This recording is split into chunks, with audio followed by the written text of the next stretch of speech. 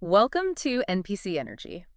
Today, for our simulated journey, we're diving into, a whole stack of anonymous sources, Mm. and they're all circling around this really mind-bending intersection, solipsism and simulation theory. Right. The big question we're kind of grappling with from these sources, if, let's say you, our listener, might be the only actual consciousness here in this, simulated reality, Yeah. why are you still stuck dealing with the wonderfully unwonderful experience of being broke? It's that paradox, isn't it, that really jumped out from the material. You've probably had those moments, listener, that flicker of something uncanny. Oh, The definitely. sense that maybe reality's edges are a bit, I don't know, fuzzy.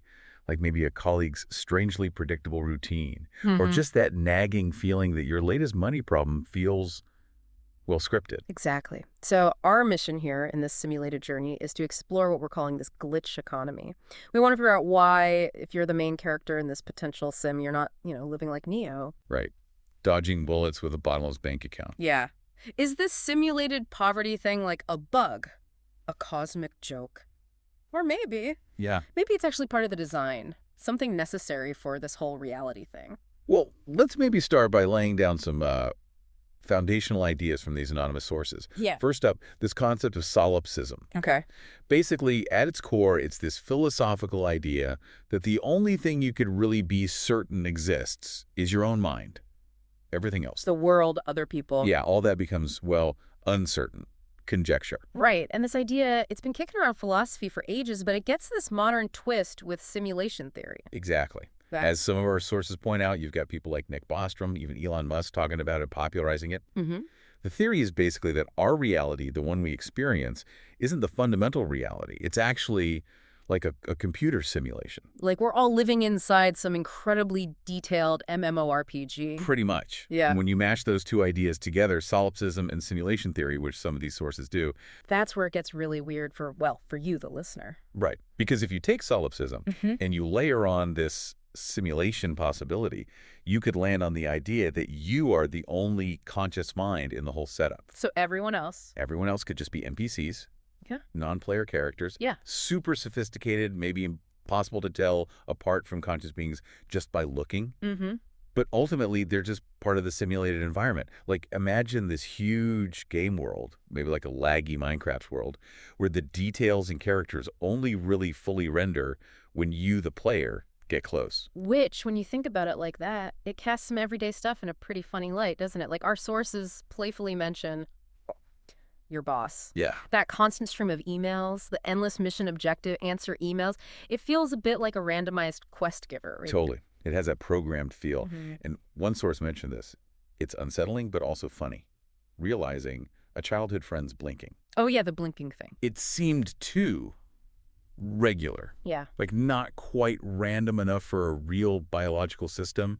It's as little as those potential glitches Yeah. that make you wonder if you're seeing the code. Or that thought experiment about Google Maps in like the middle of Iowa. Uh-huh. If the simulation's only rendering stuff as needed, is all that corn really there when no one's looking virtually or, actually? It messes with your head. It really does. Yeah. So, okay, we've got this framework.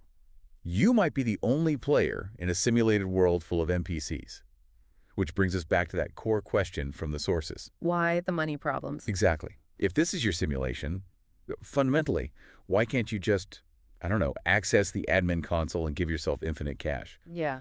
This leads us to what we're calling, based on some of the playful bits in the material, the simulated poverty patch. Who nerfed your virtual life? Well, the anonymous sources threw out some pretty interesting ideas, maybe speculative, but interesting. Let's call the first one Theory A. The poverty patch is part of the challenge mode. The idea here, maybe kind of tongue-in-cheek from the sources, is that perhaps when you first booted up this simulation, you maybe accidentally picked like hardcore survival mode. Right. Or didn't read the fine print on the difficulty settings. Exactly. So in that view, all those late fees and juggling bills, Yeah. they're not you failing, they're just game mechanics. Mm-hmm. You're not really broke in a fundamental sense. You're just in a really long, tedious XP grind phase. You've got to constantly hustle for resources to level up in the sim. Like in video games, right? The best loot, the good stuff is always behind the hardest boss or needs hours of repetitive grinding. Yeah. So maybe in this reality, landing a decent job or figuring out the housing market, That's the equivalent of those super tough time-sucking quests. And the reward is, hopefully, some financial stability. Or just not immediate disaster. Okay, that's one way to look at it. Then there's theory B, money isn't real, it's just a progress bar. Mm. This comes up when you look at the more philosophical bits in our sources. This gets into that hyper-reality idea, right? From Baudrillard. Mm-hmm. Exactly. The concept that simulations can get so real, so pervasive, they basically become more real than whatever reality they were supposed to represent. So the numbers in my bank app, the credit card statement, they might not actually mean anything intrinsically. Precisely. Within this simulation framework, maybe wealth is just visual data, like numbers on your HUD, your heads-up display, like a score in a game. Wow. It seems super important inside the simulation. It affects everything you do, but maybe doesn't connect to anything fundamentally real outside of that display. Its main job could just be to see how you react, how you engage with this part of the game.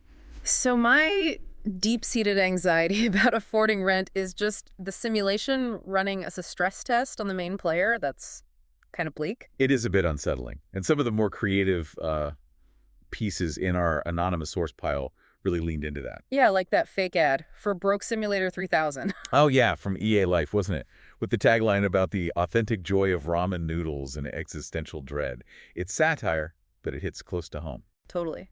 And that simulated voice prompt. Insufficient funds. Would you like to buy more sim coins? Darkly funny, right? Highlighting how artificial these financial walls might actually be in this whole scenario. But, okay, that raises another big thing from the sources.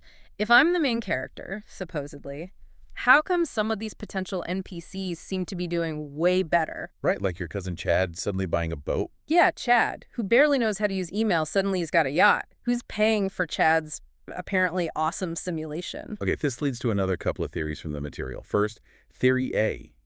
They're loot pinatas meant to test you. Loot pinatas, like in a game. Kind of. The idea isn't that Chad is really rich in some deep way. Is that his visible wealth serves a purpose for you in the simulation. Okay. Maybe these successful-looking NPCs are like challenges, or maybe temptations. They're put there to provoke you, the player, see how you react. Maybe Chad's boat is just shiny bait. Yeah, like a distraction, something to make you question yourself, or maybe even to see if you'll wake up more to the simulation's nature. It might not even be fully rendered unless you're looking right at it. So Chad's boat isn't proof I'm losing the game. It's like a weird environmental puzzle piece. Or Chad? Maybe just a distraction. Okay. What's the other theory? Theory B. They've unlocked cosmetic skins with microtransactions. This ties into some other hypothetical stuff we've looked at before, like that NPC skin theory for influencers. Ah, right. So the idea is that the appearance of wealth is just like a paid skin from some kind of imaginary sim shop. Exactly. They buy these cosmetic upgrades, makes them look fancy within the sim, but it doesn't mean they have more actual resources or complexity in the underlying code. So Chad's got the luxury yacht owner skin equipped, but underneath he's running the same basic code. While I'm stuck with the default freelancer with existential dread starter pack. That's the idea. It makes a weird kind of sense, doesn't it? It actually does. And those fake sim shop ads in the sources were spot on. The Wall Street Elite Expansion Pack. That comes with trust fund, 5 generic opinions, and no student debt. You almost wish you could buy that stuff. Or like the joke about buying emotional stability as a downloadable PDF. It really nails that feeling of imbalance, the way success markers can seem so arbitrary or superficial in the real world, or maybe the simulated one. Oh, okay. So Yeah. maybe my struggles aren't proof I'm failing the sim, but it still feels really limiting, you know? Oh, absolutely. Which makes me think, what if the problem isn't me? What if it's that I just don't understand the rules? Like, you can't win the game if you don't know the code. That came up in the sources, too. Exactly. That's a great transition. Let's look at theory A. The simulation has cheats.